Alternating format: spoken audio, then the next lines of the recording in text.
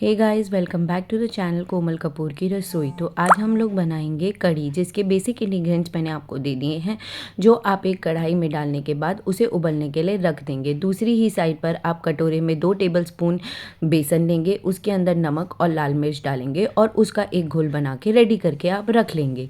अब जो हम लोगों ने अपनी कढ़ी है उसको हम दूसरी गैस पर उबलने के लिए रखेंगे और उसे उबलते वक्त बीच बीच में 2 से 3 बार आपको हिलाना है। अब हम लोग एक कढ़ाई में रिफाइंड डालेंगे। रिफाइंड डालने के बाद हम लोग बनाएंगे बेसन के पकौड़े, जिसके लिए हम लोगों ने 3 मीडियम प्याज ले लिए हैं और उनको लंबा लंबा काट लिया है। लंबा लंबा काटने के बाद आप लोगों ने बेसन के जो घोल बनाया हुआ था उसके अंदर उस प्याज को डाल लेना है। डालने के बाद आपको उसको अच्छे से मिक्स कर लेना है और ये ज़रूर ध्यान रखना है कि आपके जो प्याज हैं वो अच्छे से घुल जाएं। तो आपको इतना ध्यान रखना ज़रूरी है कि आपके जो लंबे लंबे प्याज हैं वो बेसन के अंदर बहुत ही अच्छे से माइन्यूटली घुल जाएंगे, तो वो बहुत ही अच्छा टेस्ट आपको देंगे। तो और उसकी जो कोटिंग है वो पूरी बेसन से ढकी होनी चाहिए, ताकि जो पकौड़े हैं वो अच्छे फूल कर रेडी हो जाएं। तो यहाँ आप लोग देख रहे हैं कि सारे के सारे प्याज जो हैं वो हमारे बेसन के अंदर अच्छे से घुल चुके हैं। अब एक एक करके आप उसे रिफाइन में डालना स्टार्ट करेंगे। प्लीज़ आप लोग ये ध्यान रखिएगा कि आपका जो भी तेल का गैस है वो मीडियम आंच पर ही रहे, ताकि वो ज़्यादा जले ना और बीच में से भी अच्छे से पक जाएं। तो एक एक करके यहाँ पर हम लोग पकौड़े डाल रहे हैं। पकौड़े डालने के बाद हम लोग इसे अच्छे से पकने के लिए मीडियम आंच पर रखेंगे और आप लोग चाहें तो इसे स्लो भी रख सकते हैं, क्योंकि इसे अच्छे से पकने की ज़रूरत है। तो यहाँ देख रहे हैं एक एक करके जब ये एक साइड से अच्छे से पक जाएं तो आप इसे पलट के दूसरी साइड की ओर पकने के लिए भी छोड़ सकते हैं। तो अब यहाँ पर आप लोग दूसरी साइड से इसे पकने के लिए छोड़ दें और फिर उसके बाद जब ये अच्छे से आपको लगे कि पक गए हैं और लाल हो रहे हैं तो आप इसे निकालने की प्रक्रिया भी कर सकते हैं।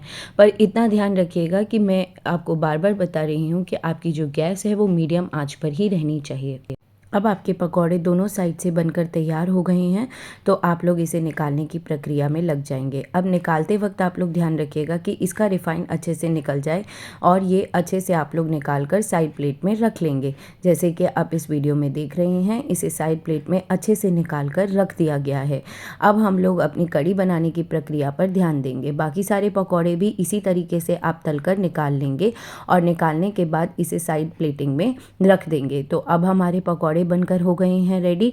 अब हम लोग चलते हैं अपनी कढ़ी की ओर। कढ़ी की ओर जाने के लिए हमारी कढ़ी ऑलमोस्ट उबल कर रेडी हो गई है, तो हम एक एक करके इसके अंदर पकौड़ों को डालेंगे और जिस तरीके से आपको पकौड़े दिखाए गए हैं उसी तरीके से अगर आप पकौड़े बनाएंगे तो आई एम श्योर कि आपके पकौड़े बहुत ही नरम बनकर तैयार होंगे। अब आप लोगों ने कढ़ी के अंदर पकौड़े डाल दिए हैं, तो कढ़ी को सिम पर कर दें ताकि ये अच्छे से उबाला ले ले और बाकी सारे पकौड़ों का रस भी इसके अंदर चला जाए।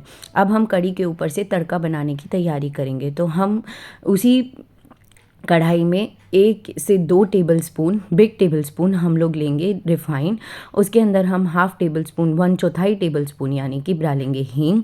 हींग डालने के बाद जब ये हींग गर्म हो जाए और रिफाइन भी आपको लगे कि गर्म हो रहा है, उसके बाद हम लोग इसके अंदर डालेंगे अपने बाकी सारे इंग्रेडिएंट्स, यानी तड़के के इंग्रेडिएंट्स, प्याज और लाल मिर्च। तो आप लोग देख रहे हैं यहाँ पे मम्मी डाल रही है जिंजर और गार्लिक का पेस्ट, जो कि बहुत ज़्यादा इम्पॉर्टेंट है तड़के के ऊपर डालने के लिए। हम लोगों ने कढ़ी को पहले से तड़का नहीं लगाया है, तो जिंजर गार्लिक पेस्ट डालने के बाद इसके अंदर डाल रही हैं मम्मी 1 टेबलस्पून जीरा। जीरा डालने के बाद हम लोग इसके अंदर बहुत अच्छा टेस्ट लाने के लिए डालेंगे कढ़ी पत्ता। तो कढ़ी पत्ता अगर ना हो तो वो टोटली ऑप्शनल है आपके लिए। उसके बाद हमारे जो प्याज बच गए थे हम उसको भी इसके अंदर डालकर इसके तड़के के लिए हम लोग रेडी करेंगे। अब इन सारे इंग्रेडिएंट्स को हम अच्छे से रिफाइन के अंदर भुनेंगे ताकि ये भुनकर रेडी हो जाए और फिर उसके बाद हम लोग इस तड़के को अपनी कढ़ी के ऊपर डालेंगे। तो इसके अंदर हमारा लास्ट इंग्रेडिएंट रह गया, वो है लाल मिर्च।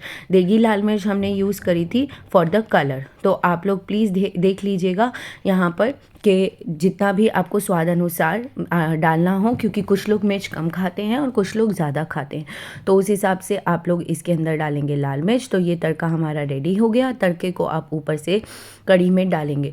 सो आई एम रियली श्योर कि ये कढ़ी आपको बहुत पसंद आएगी। ऊपर से डालने के बाद आप लोग पूरी कढ़ी को मिक्स करेंगे। अब मिक्स करने के बाद आप लोग इस कढ़ी को एक और उबाला लाने के लिए रख देंगे।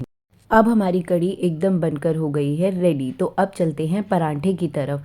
आप इसके लिए नॉर्मल जो आटे का डो लगाते हैं वो आप नॉर्मल आटे का डो लगा लेंगे और फिर उसके बाद इसे किसी भी प्रकार से आप लोग बेल सकते हैं, लंबा या फिर बड़ा, क्योंकि हम इसको पराठा एक नए रूप से देंगे। तो इसके अंदर मम्मी लगा रही है 1/2 टेबल स्पून देसी घी।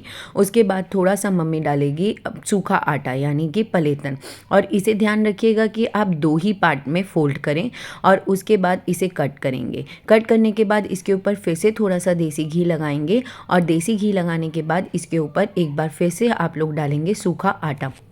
सूखा आटा डालने के बाद आप लोगों को उल्टा करके 1 बाय 1 इन सबको एक के ऊपर एक करके लगा देना है।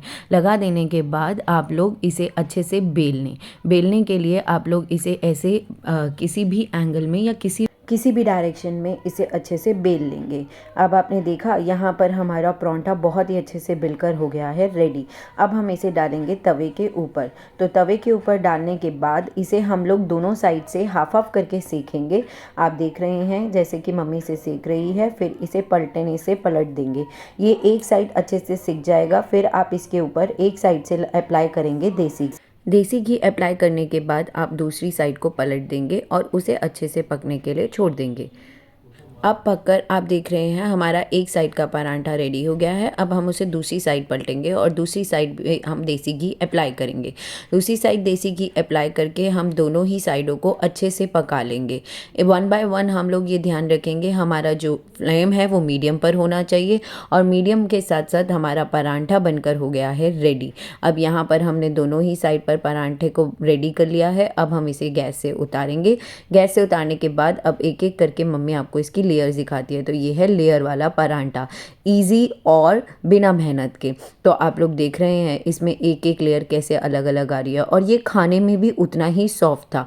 तो अगर आप लोगों को लच्छा परांठा बनाना ना आए तो ये बहुत ही ईजी मेथड है आपका परांठा बनाने का। अब हम लोग अपना परांठा सर्व करेंगे। सो होप आपको ये वीडियो अच्छी लगी हो। प्लीज़ चैनल को लाइक और सब्सक्राइब ज़रूर करिएगा। Bye bye.